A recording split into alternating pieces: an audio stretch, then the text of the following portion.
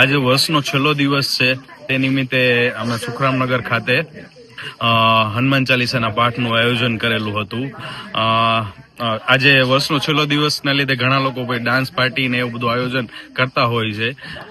આપણે એનો કોઈ વિરોધ નથી, પણ આપણી સંસ્કૃતિ જળવાઈ રહીએ એના માટે અમે હનુમાન ચાલીસાના પાઠનું આયોજન કરેલું હતું.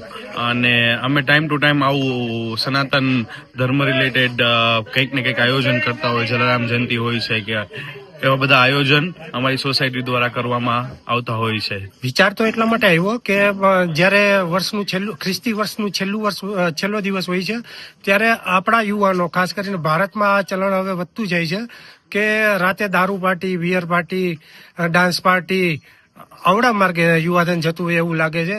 એટલા માટે થઈને અમને ઘણા સમયથી એક સુંદર વિચાર આવતો હતો કે આ સમય દરમિયાન જો આવું હનુમાન ચાલીસા અથવા રામધૂનનું આયોજન કરવામાં આવે તો લોકોને પણ એક આનંદ લેવાનો અવસર પણ મળે અને એક નવા વિચાર અને યુવા વર્ગને અવળા માર્ગે જતા રોકી શકીએ.